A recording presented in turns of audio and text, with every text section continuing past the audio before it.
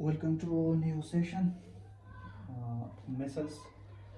Okay, new session start करते से अजीम खान और आप देख रहे मीटर अजीम खान चैनल। आज हमारे पास जो टॉपिक है वो है मेसल्स। ठीक है, तो मेसल रूबेला, ये हमारे पास एक वायरस है। ठीक है, क्या चीज़ है? वायरस है। ठीक है, मेलेस रूबेला हमारे साथ एक वायरस है। ठीक है, और ये कौन सी वायरस है? इसको कहते हैं इन्फेक्शन वायरस। ठीक है, कौन सी वायरस? Infection virus. अभी कोई एक पिक्चर दिखाता हूँ। ठीक है, बाद में इस पर डिटेल में डिस्कस करते हैं। ठीक है, तो हमारे साथ जो ये वायरस आपको दिख रहा है, ये रेशिज रेशिज बना हुआ है। ठीक है, इसको नमूनिया हुआ है, सवेर डायरिया हुआ है, एसिनोफाइटिस हुआ है। ठीक है, ब्लाइंडनेस हुआ है और ईयर इन्फेक्शन हुआ है। ठीक है, तो ये जो आपको जो रेशेज देख रहे हैं, ठीक है, ये क्या है? मेलेसिस। इस पेशेंट को मेलेसिस हुआ है। ठीक है, चिकन पॉक्स में क्या होता है कि चिकन पॉक्स में आल्सर्स होते हैं। ठीक है, वो छोटे छोटे आल्सर होते हैं। मेसेज में बस रेशेज होते हैं। ठीक है, लेकिन रेशेज ज़्यादातर होते हैं और फीवर ज़्यादातर होते हैं। ठीक है, तो आते हैं अपने टॉपिक की तरफ। तो हमारे पास जो टॉपिक है वो क्या है हमारे साथ? मेलिस। ठीक है, तो मेलिस क्या चीज़ है? मेलिस रूबीला। ठीक है, हमारे साथ एक साइंटिस्ट था, इसका नाम था हेरनी वेसल्स। क्या नाम था इसका? हेरी वेसल। तो हेरी वेसल ने इसका नाम दे दिया है, क्या चीज़? हेरी वेसल ने इसका नाम दिया है मेसल रूबेला। ठीक है, इसने इसने इसका नाम ये दिया। ठीक है, मेसल रूबेला एंड रीड स्पॉट्स। उसने क्या कहा है इसको? मेसल रूबेला रीड स्पॉट्स। ठीक है, इसने ये नाम दिया था इसका। ओके, इसके बाद क्या है इसकी कि इसका परामर एजेंट है। ठीक है, इसका एक है परामर एजेंट, एक है जीन्स।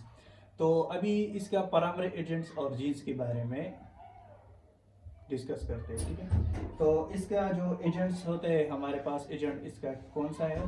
तो एजेंट इसका है पैरामेक्सो वायरस, आरएनए वायरस। ठीक है, ये हमारे पास कौन सा वायरस है? आरएनए। और चिकन पॉक्स था हमारे पास डबल स्टैंडर्ड डीएनए वायरस था। ठीक है, तो ये हमारे पास क्या नाम है इसका? पैरामोक्सी वायरस। पैरामोक्सी वायरस, ये नाम जो है ये एमसीक्यूज के लिए बहुत इंपॉर्टेंट है कि इस वायरस को कौन सी नाम है? पैरामोक्सी वायरस। ठीक है, फिर इसका जीन्स कौन सा है? तो जीन्स इसका है मोरबेला। जीन्स क्या है? मोरबेला।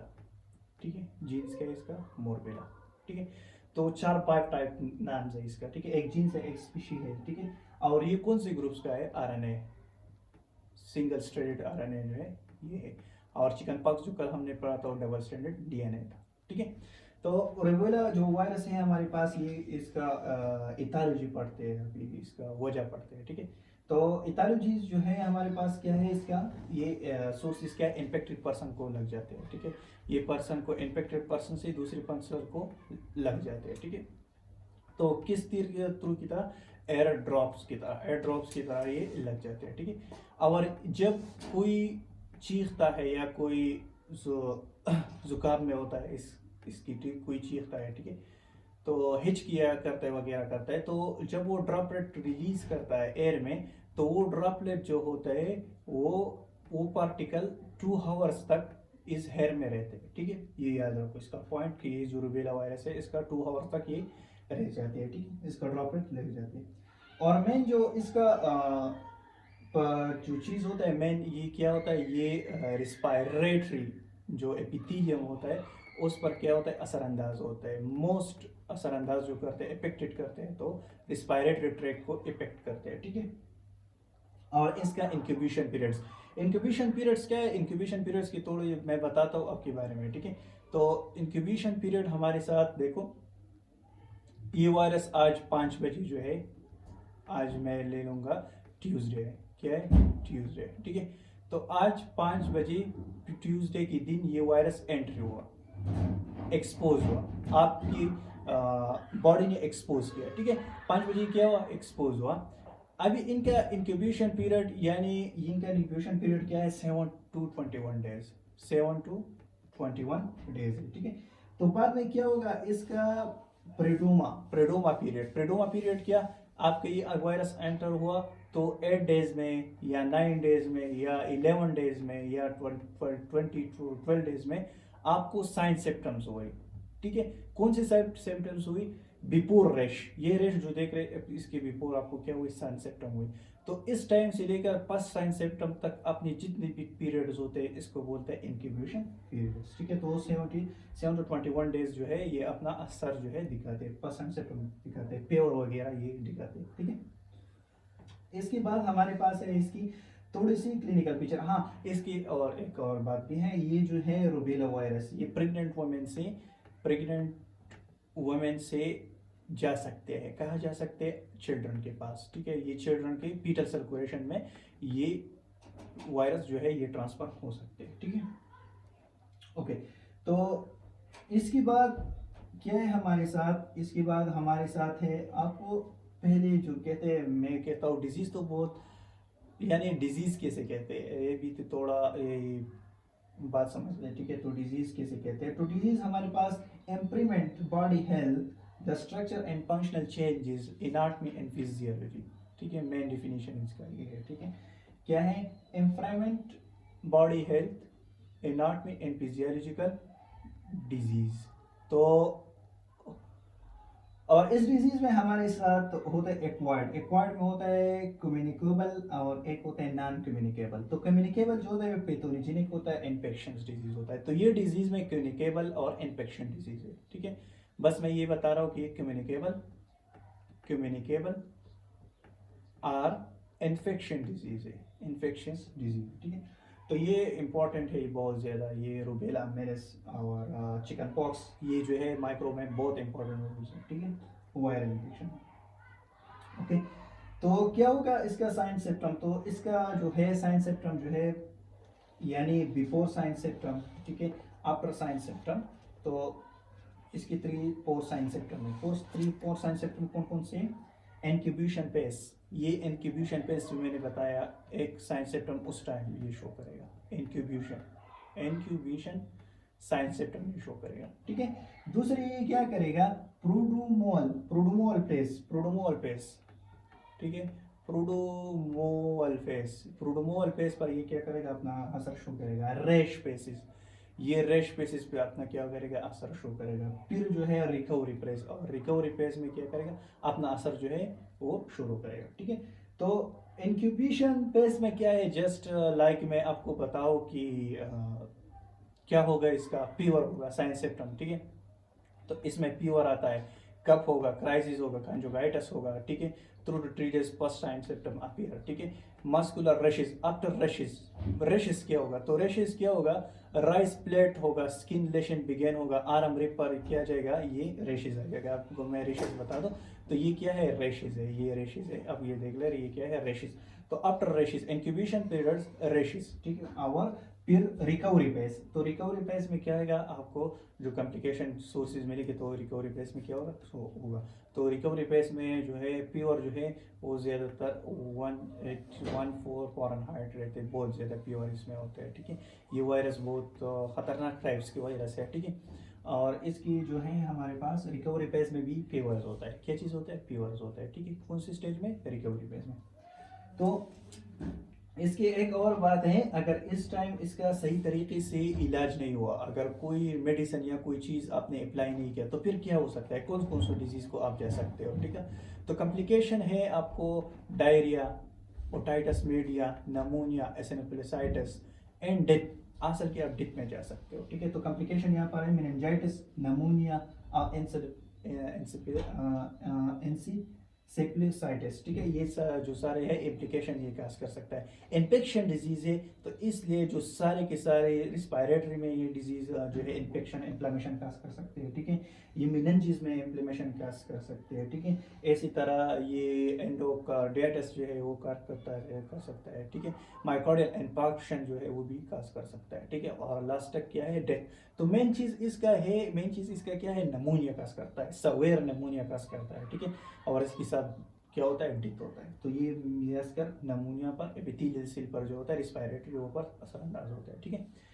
तो इसके बाद इसके ट्रीटमेंट आते हैं, क्या चीज़ आता है, ट्रीटमेंट। तो इसका ट्रीटमेंट क्या है, थोड़ा पीडीएफ पढ़ेंगे, लेकिन पीडीएफ से पहले ये पढ़ेंगे ना कि थोड़ा अपना टूला क्लू दे बाद में पीडीएफ को आते हैं, ठीक है।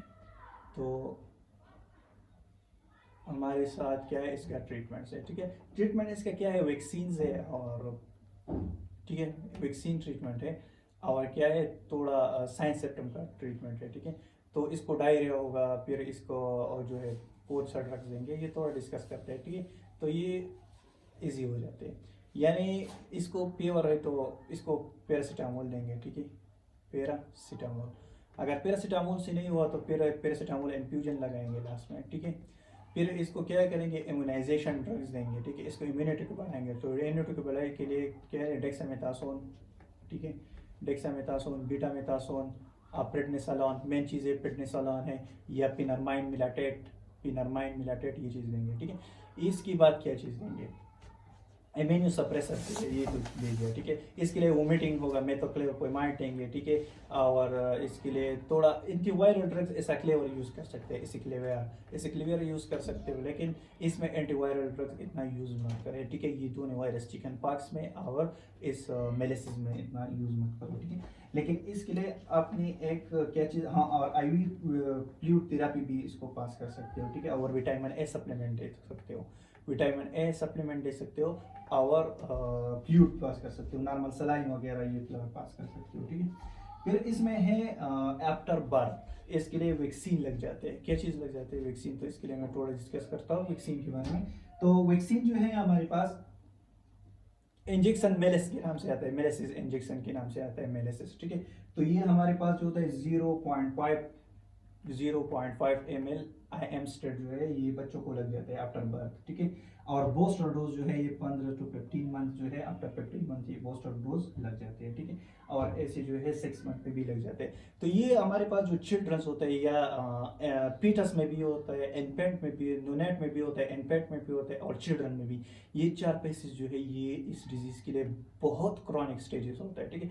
जब लोग बढ़ जाते हैं तो इसमें IgM, मैंने कल बताया था कि इसमें IgG और IgM जो है वो ज़्यादा हो जाते हैं, और फिर IgG तैयार हो जाते हैं इसकी बॉडी में। और IgG क्या करते हैं, IgG इसके खिलाफ लाइफ टाइम इम्यूनिटी बन जाते हैं, ठीक है, लाइफ टाइम इम्यूनिटी बन जाते हैं। लेकिन बच्चों में IgG जो है वो इस तरह इम्यूनिटी उसकी नहीं रहती, IgG और IgM इसमें प्रोड्यूस सही तरीके से नहीं होती, तो फिर ये किस्म जो डिजीज़ है ये बच्चों को हो सकते हैं, ठीक है। तो अभी थोड़ा PDF में पढ़ाता हूँ, ठीक है। तो देखो, मैंने अभी बताया था कि ये कंजुगेटिव रिस्पायरेटरी वायरस है, ठीक है।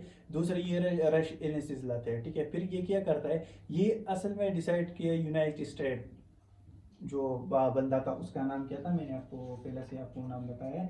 तो उसका नाम है हमारे साथ हेनरी व्हीलन, ठीक है। उसका इसने हेनरी व्हीलन ने ये नाम दिया था रेशी स्पॉट्स, और रेशी स्पॉट्स का दूसरा नाम क्या था, रेशी स्पॉट का रूबीला नाम पर ये है, ठीक है, रूबीला नाम दिया था। मेरे कैसे इंपॉर्टेंट काज अनवैक्सीनेटेड पर्सन को ये हो सकता है, ठीक है, अंडर इम्यूनाइजेशन कम्युनिटी।